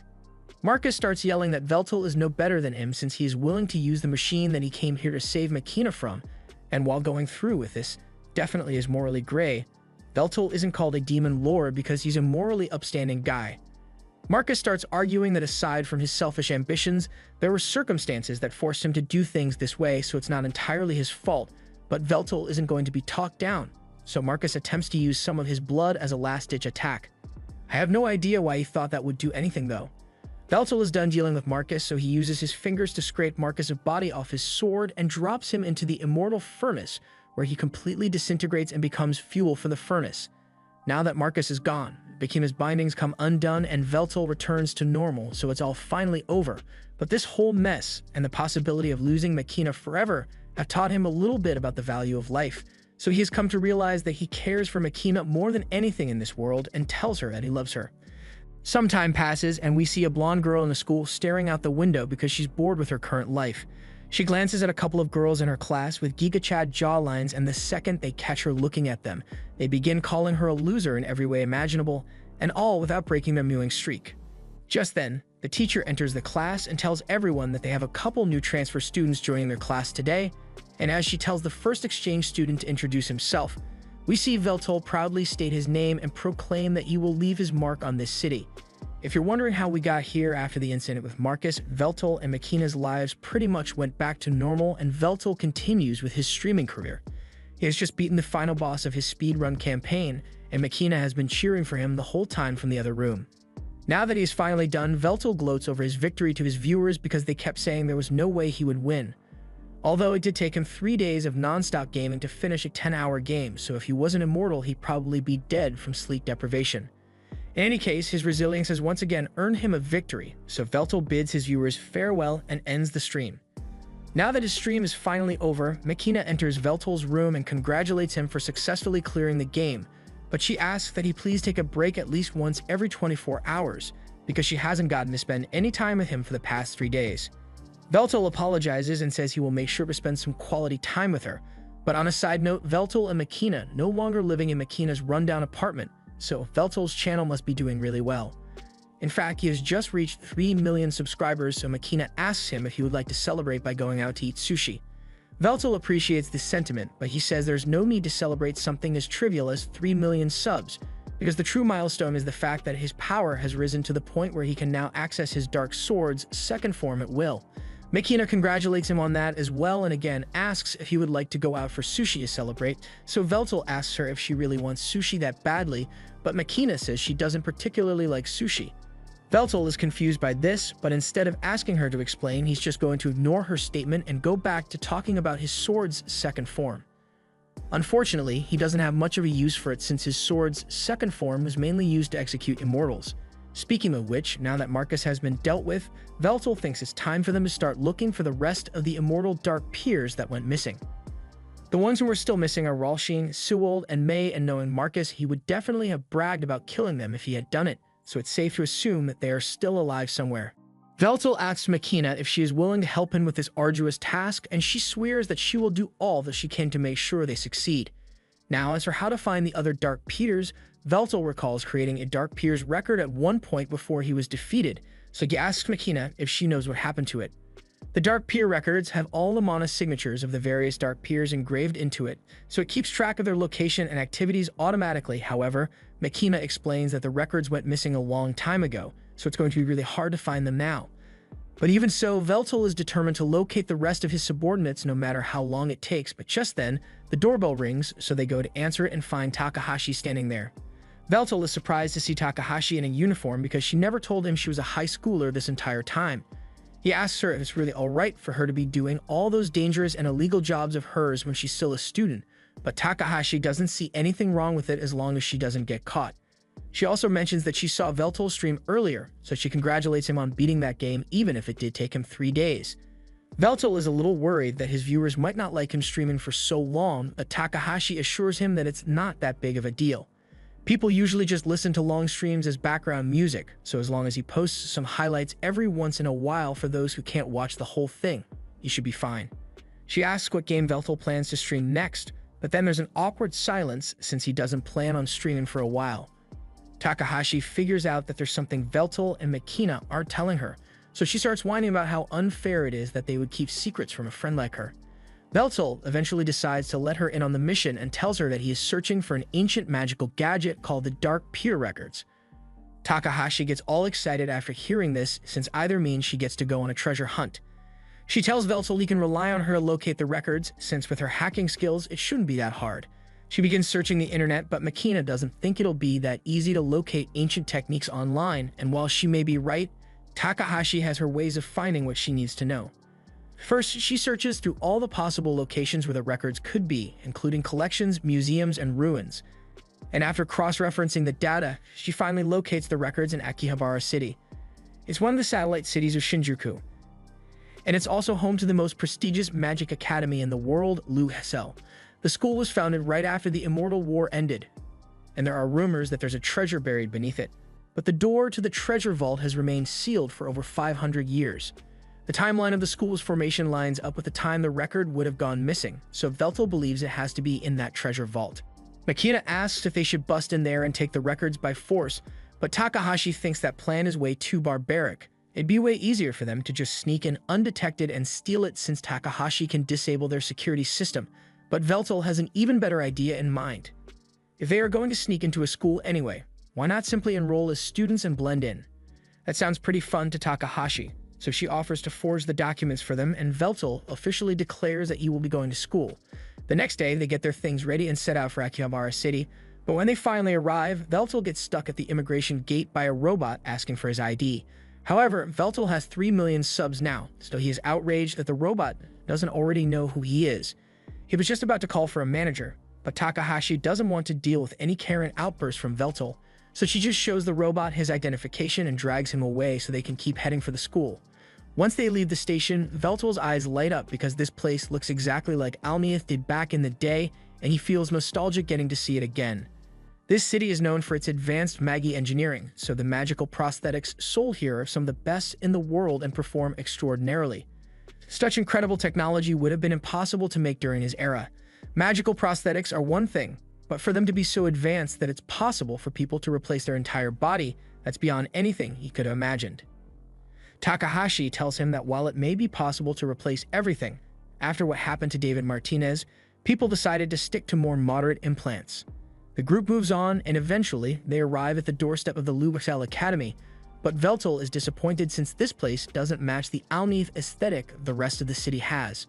They head inside and meet with Trot Gotel, principal of the Magical Academy, to officially be admitted to the school, but Trot is no ordinary person. She's the leader of one of the 3 great houses in this city, the Gotels, and she pretty much runs half of Akihabara City, so Takahashi isn't sure her forged documents will fool her, so she was totally prepared to pull as much random bullshit as necessary to get Trot to accept them. However, to her surprise, after Veltal tells Trot his name, Trot just accepts their documents without any further questioning. But there is one more thing she's curious about, so she asks why Veltal decided to come to this school. Takahashi was about to make up a lie, but before she could say anything, Veltal answered, saying they came here to take a look inside the treasury beneath the school. Trot then asks why Veltal is interested in the treasury, but Veltal just says that no secrets can escape his keen eye. From there, Trot and Veltal start saying stuff Takahashi can't understand, but by the end of their conversation, Trot accepts that Veltal is just a cool dude who low-key wants to look at the treasury, so she's fine with granting him access. But there's just one problem. She wants to grant him access, but she can't because the treasury is currently sealed and has been sealed for the past 500 years. Veltal asks if it's possible for the seal to be removed, so Trot explains that in order to undo the seal, they need the three houses, the Gotels, the Sippards, and the Reynards to agree and gather their regalias together to act as a key. This sword right here is one of the three regalias known as Gotel's Blade, so to undo the seal, Veltal would need to acquire the Sippards' crown and the Reynards' orb.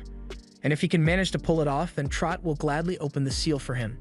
To be honest, she's personally interested in seeing the contents of that vault herself, but there has been one major obstacle in her way.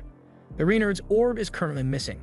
The group is later introduced to Miss Mag, their new homeroom teacher, and she leads them to their new classroom. Although, in accordance with the rules of the school, Makina and Takahashi were required to remove their familias, and Takahashi feels strange not having her familia since she's so used to wearing it all the time. This school puts a lot of emphasis on traditional magic studies, so it is strictly prohibited for any student to wear a familia on school grounds.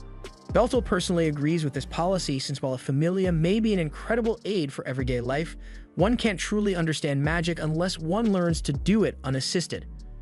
Once they arrive at the class, Mag tells them to come in one after another after she has explained everything to the rest of the class.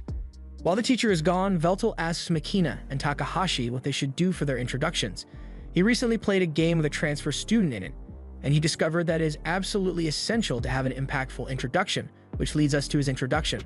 After Veltal boldly introduces himself, Makina and Takahashi do the same in their own ways, and once introductions are out of the way, Miss Mag calls Veltal over because she needs to measure his magical power with this crystal for his class assessment. Veltal understands why she wants to assess his magic, but he wants to warn her ahead of time because he is sure that he will end up breaking that crystal. Mag thinks Veltal is just overreacting and tells him that there's no way the crystal will break, but as Veltal attempts to use it, the crystal indeed breaks. Meanwhile, we see Graham in the city and he looks like he is searching for something. After the Marcus incident, he became friends with the secretary, so he's having her help him in his search for his goddess. After the whole crystal incident, Magura decides to just go on with class as usual and begins her lecture on the dangers of soul channeling as planned. But then she notices that Veltal is just staring at her with a smile on his face, so she stops what she's doing and asks him why he's not taking any notes. Veltal understands why she would be concerned, but he assures her that there's no need to worry about his studies since he already has the topic completely memorized. Magura doesn't believe Veltal could possibly have memorized the entire history of soul channeling in one day, so she tries to prove him wrong by asking him about a very particular incident that happened centuries ago. But before she's even done asking the question, Veltal realizes she must be talking about the Railrod incident.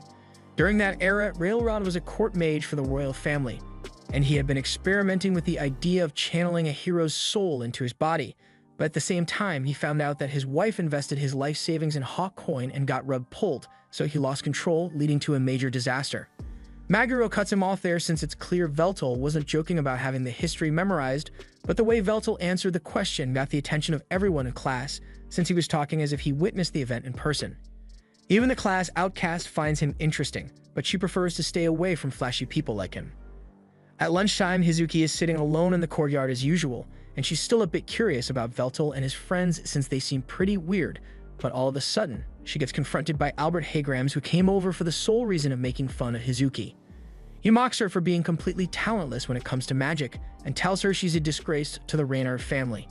However, he doesn't stop with insulting her. He also calls her father a bum, and her elf mother a fool for having a child like her. Now, me personally, I wouldn't let that kind of disrespect slide, and neither does Hizuki, because she slams her hands on her table and tells Albert that she won't allow him to slander the name of her parents like that. Albert doesn't see anything wrong with what he said, so he's about to continue his tirade of insults. But before he can utter another word, Veltal yells for him to be silent. He was peacefully enjoying a bowl of udon, but then Albert came along and ruined it for him with his hypocritical notion of superiority. Albert tells Veltal that he has no right to call him a hypocrite when all he does is play video games to make money. But even if Albert thinks streaming isn't a real job, the fact that he knows about Veltal's channel means he must be one of his viewers, so Veltal thanks him for contributing to his ad revenue. Albert denies being a fan of Veltal's stream and asserts that he is the eldest son of the Haygrams family, so he would never waste his time on something so trivial. But now that Albert mentioned the Hagrams family name, Veltel remembers where he's heard that name before. He had met Albert's ancestor, Ganfel Hagrams, once before on the battlefield, but the second Ganfel saw him, he chose to run away in disgrace rather than die at the hands of Veltel. It seems that Ganfel's cowardice allowed him to survive long enough to create a family, but Veltel never could have imagined that he would get to meet Ganfel's descendants in person. This has put Veltel in a good mood, so he decides to forgive Albert for ruining his Yudan. But he still doesn't understand why Albert was mocking Hizuki when she possesses even more talent than he does. Albert couldn't argue with Veltel for calling his ancestor a coward since it really did happen, but one thing he won't stand for is Veltel saying Hizuki is better than him. The gloves are off now, so Albert formally challenges Veltel to a duel so the two of them settle their differences. And Hizuki is left wondering how things got to this point since she never asked Veltel for his help. In the school stadium, Makina and Takahashi walk up to Hizuki, and Takahashi doesn't know much about Hizuki, but it's clear no one likes her, so she asks what Hizuki did to be treated as such a loser. Hizuki explains that the other students don't like the fact that she is attending this school where she's a failure of a student. In theory, Izuki's grades here are really good, but she can't use magic, so people tell her she has no place at a magic academy. Takahashi doesn't want to be mean, but she also doesn't understand why Hizuki would go through all the trouble of attending a magic academy when she can't use magic, but Hizuki has her reasons for it. The conversation is getting a little awkward, so Makina changes the subject and talks about how surprising it is that the school sanctioned this duel in the first place. Hizuki tells them that one of the goals of the academy is to train mages to be capable of combat, so duels are actually encouraged as long as you get a teacher to supervise, and it looks like Mag is the one stuck on supervision duty today, so she asks Veltel and Albert to get this over with soon, because the lunch break is going to end any minute now. They both agree to make this as quick as possible, but before the match begins, Veltel calls over to Hizuki and tells her to watch the match closely because she is about to witness his greatness. However, Albert tells Veltel to stop acting like he has already won the match since he is at a great disadvantage here, because out of everyone attending this school, Albert is the only person who received an A+ in mana release, mana manipulation, and mana reserves. So in other words, Albert is the most powerful student at this school. Veltel can't make any comments on Albert's mana release or manipulation since he hasn't seen those, but when it comes to mana reserves, he can clearly see that Hizuki possesses a far larger reserve than he does. Hizuki doesn't know what Veltel is talking about since she got an F in her mana reserves evaluation, but if Veltel claims that Hizuki's mana reserves are truly that amazing, then Makina is sure the school must have made a mistake since Veltel is never wrong about this kind of thing. Hizuki doesn't argue about it, but she thinks it's weird that Makina treats everything Veltel says like gospel.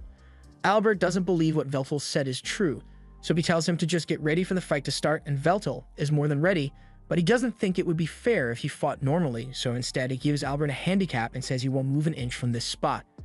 Albert thinks Veltel is trying to make fun of him, but Veltel is so serious that he is willing to make an oath with Albert. If he loses the rematch or moves from this spot, then he will do whatever Albert says, but if he wins the match, then Albert is forbidden from harassing Hizuki from now on. Hizuki doesn't understand why Veltel would go so far for her sake when they barely know each other, so she tries telling Makina to convince him to call off the match. Albert may be a jerk, but he really is the strongest student at this school, so she doesn't want Veltel to get hurt fighting for her. But Takahashi and Makina are confident that there's no way Veltel could lose, and besides, it's too late to call it off since Albert already agreed to the terms of the oath, and they've both sworn on their names to uphold it. The match officially begins, and Albert starts charging up his attack spell, but Veltel cuts him off in the middle of his chant and tells him this will be boring if he uses so little mana. He wants Albert to fire at him with everything he's got so he can at least have a little fun, and Albert takes that personally, so he starts casting his spell at max power. Mag tries to calm Albert down since a spell of that level could actually kill someone, but Veltel tells her there's no need to worry since this is exactly what he wants to see. It has been a while since Veltel got to participate in an old-fashioned magic duel, so he wants to savor it a little. Albert fires his magic arrow, and unsurprisingly, Veltel catches it with one hand before it could hit him, but even so, he's honestly impressed with the strength Albert was able to put into that attack, but it still wasn't enough to make him move. Albert can't believe Veltel managed to catch one of his full-strength spells with nothing but his bare hands, but tells him he should be proud of himself, because with another 200 years of training, Albert would be strong enough to become a mildly challenging opponent for him. He apologizes for his rude remarks earlier about Albert's ancestor because he respects how much hard work Albert must have put in to achieve this level of power in the modern era. And as a reward, Veltel is going to give him a taste of the true essence of magic, So he points a finger at Albert and fires some compressed mana, knocking him out completely. Veltal is declared the winner of the duel, and once he leaves the stadium, he tells Hazuki that his victory is dedicated to her. Hazuki shyly thanks him, but at the same time, she warns him to stay away from her since she's bound to cause trouble for him if he hangs around her. After school, Veltal, Takahashi, and Makina take a walk through the city, and Takahashi talks about how surprising it is that there are still rich brats like Albert in a school like this. In fact, she can't stand the whole school in general since it doesn't allow her to have her familia and forces her to wear this uniform. She asks Veltal if he can just use magic to open the vault on his own so they can speed up this trip. And while that technically is possible, he doesn't think it's a good idea since ancient seals like that usually self-destruct if they are forced open. They are just going to have to gather the regalia the hard way, but since they already have Trot's cooperation, they only need to get the other two. The crown is held by the representatives of Electric Town. But the real problem is the orb that's missing. It's going to be damn near impossible to find a treasure when they have no clues as to where it went, but Veltal corrects her since they actually have a really good lead.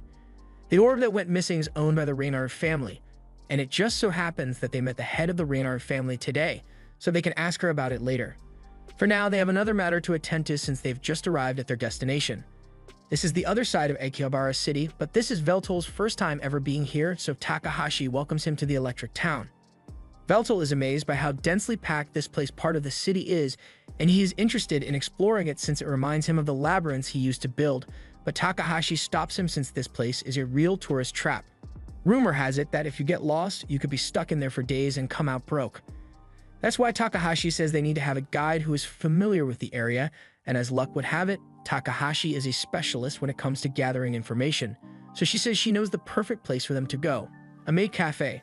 Veltal trusts Takahashi's judgment, but he's starting to worry that this place isn't really the best choice for gathering information about the regalia.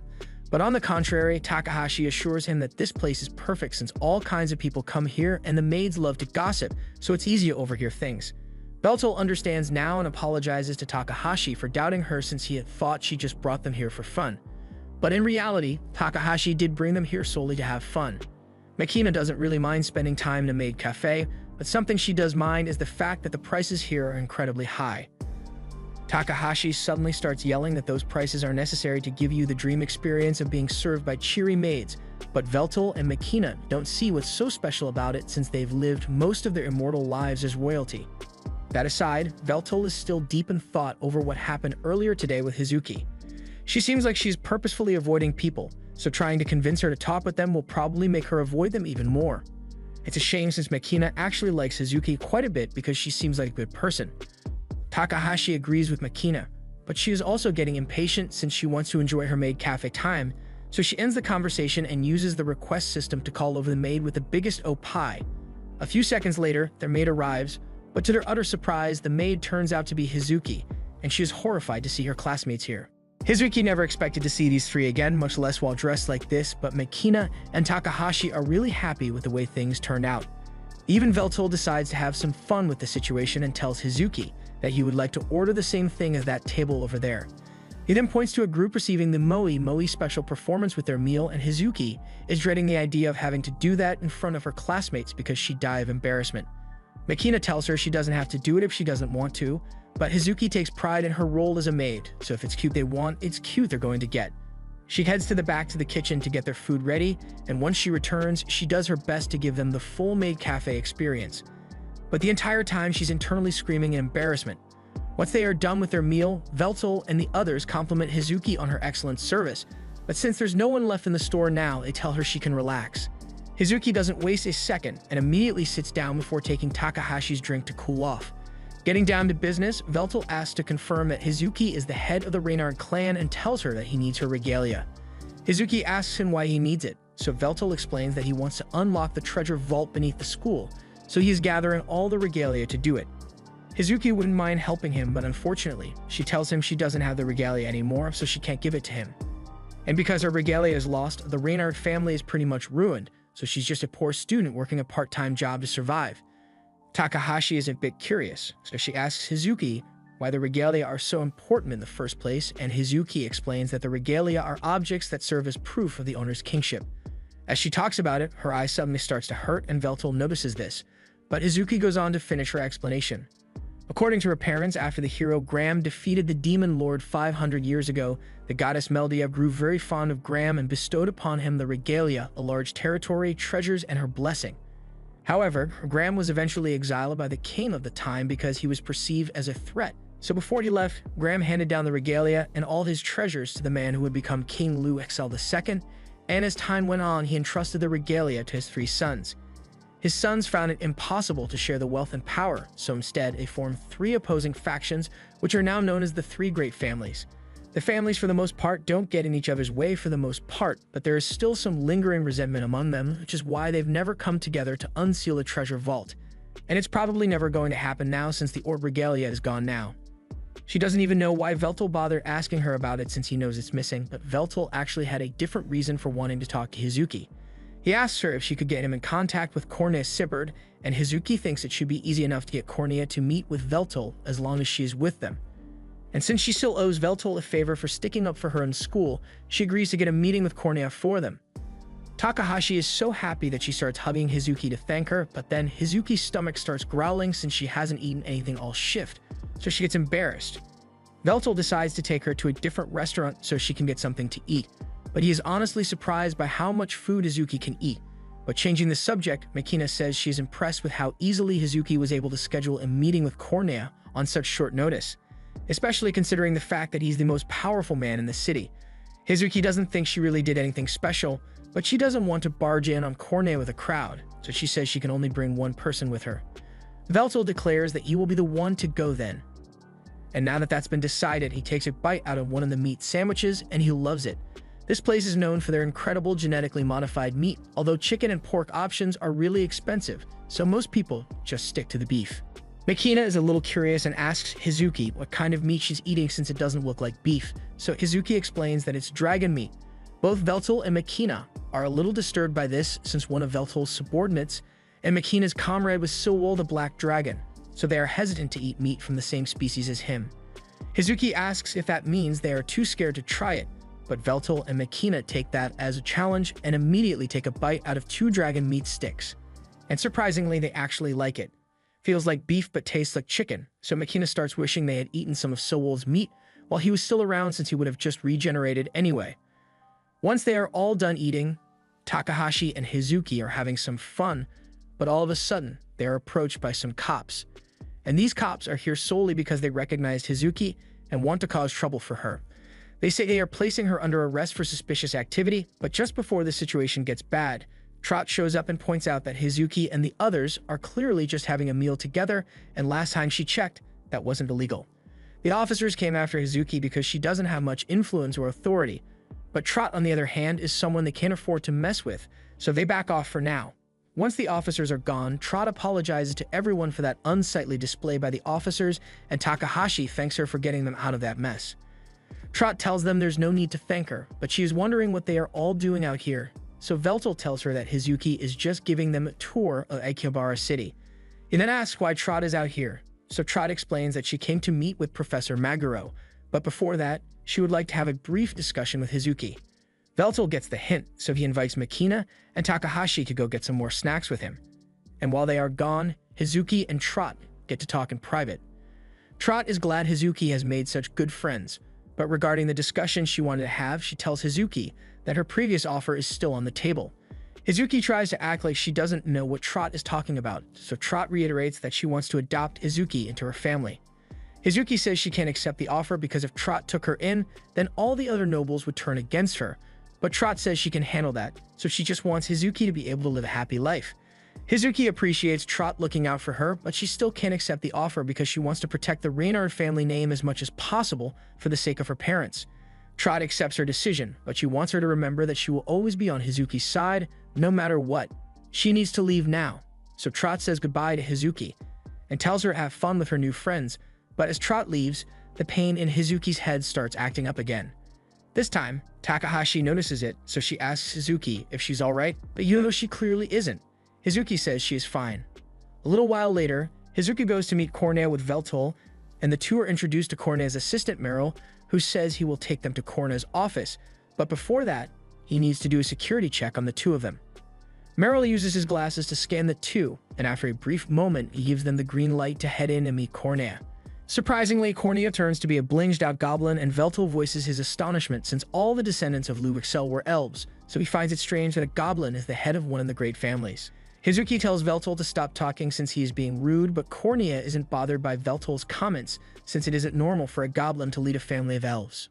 In fact, Cornea used to be a regular old merchant, but he clawed his way up to his current position. His upbringing wasn't great, but he somehow ended up taking care of the former head of the Sibird clan, and eventually, before Cornea even knew it, he was adopted into the family. But that's enough about his past for now. Cornea wants to know what Veltal wants from him. Veltal tells him that he wants to ask about the regalia, and Cornea finds that interesting, so he snaps his fingers and summons the crown regalia to show Veltal. The fact that Cornea could summon it so easily makes Veltal think it must be some sort of soul armament, but Cornea corrects him and explains that the crown, as well as the other regalia, were all created from fragments of the goddess Meldia's soul. As such, the regalias can be stored within the user's soul, so unless the user willingly relinquishes it or gets killed, it's never going to leave his side. Veltal asks if that means he can claim the crown if he kills Cornea, and that puts everyone on edge, but Veltal says it's just a prank, bro, so they all calm down. Veltal may have been joking about killing Cornea to get it, but he does need the regalia, so he politely asks Cornea if he'd be willing to let him borrow it. He needs it to open the treasure vault since the item he is looking for might be in there. Normally, Cornea would never agree to something like that, but since Hizuki was the one who brought him here, he decides to trust Veltal a little. However, even if he were to give Veltal the regalia, there would be no point to it. To open the vault, one needs to possess all three regalia, but it also means undergoing the process of becoming this city's true king. Essentially, it would reunite the fragments of the goddess's soul in one body, effectively summoning Meldia. Cornea has something he wants to say to Veltal in private, so he asks everyone besides him to step outside for a moment, and once he is alone with him, he asks Veltal to tell him what his true intentions are. And in exchange, Cornea will tell him everything he knows as well. This is something he doesn't want Hizuki to hear about, so he asks Veltal to keep it a secret, but the orb regalia that went missing is somewhere close by. Cornea can't pinpoint the exact location, but as a regalia wielder, he can sense the presence of the other regalia as long as they are within Akihabara City. He wants Veltal to do him a favor and protect Hizuki to the best of his ability since even though she tries to act tough, she can be surprisingly weak at times. Cornea cares about Hizuki a lot since he owes her father a huge debt, but unfortunately, her father died before he could repay him. So the least Cornea can do is keep the man's daughter safe for him. And regarding the mission orb, according to the records Cornea has of the Reynard family, she inherited it at a young age, so it must be bonded to her soul. And that makes Hizuki the key to finding it. A little while later, Veltal and Hizuki return to Makina and Takahashi, and Veltal is happy to say that he has gotten Cornea's cooperation. Although Cornea technically hasn't given him the crown yet, but he did give Veltal some valuable information, so the meeting was a success, and it's all thanks to Hizuki. Hizuki is a little embarrassed to be receiving so much praise, so she turns away in embarrassment. Since their main objective for the night has been completed, Takahashi asks what they should do now. Makina was thinking of going to buy some Demon Lord comics, and Veltal was thinking of going to an arcade. But Takahashi tells them it was too late to start doing all of that. She would normally suggest they should head back to the school dorms right about now, but since Hizuki is here, she suggests they should all sleep over at Hizuki's house. Makina thinks it's a great idea, so she asks Veltal if he's okay with it, and Veltal says he doesn't mind staying at Hizuki's house, but Hizuki says she never agreed to any of this. Takahashi tries to convince her and says this will be a great opportunity for them to get to know each other better, and Hizuki kind of likes the idea of that, so she ends up agreeing to let them stay over at her house. But a few hours later, she's regretting that decision because she somehow ended up naked in the bath with Veltal. This was the end of episode 10. Subscribe to not miss the next part.